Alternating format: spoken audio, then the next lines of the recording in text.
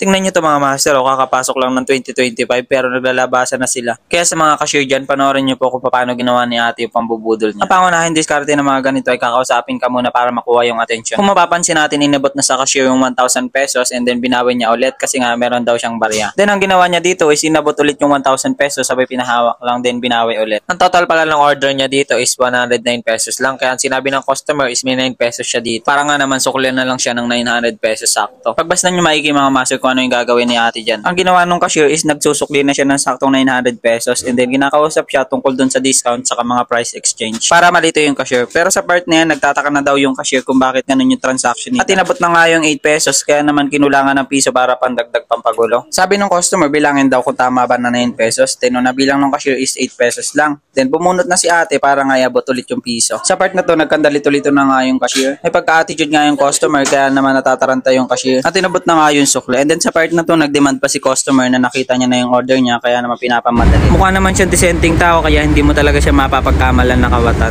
Malalaman mo talagang marami nang nabiktima tong babae na to sa mga kilos niya. Kaya sa mga cashier dyan, kapag napansin yung kakaiba na yung transaction ninyo, pagbigay alam nyo agad sa management. Sabi-sabi, dito lang daw rumorotate yan sa Pasig Cainta. For awareness na rin po, more on fast food po yung tinitira ng mga kawatan dito sa amin.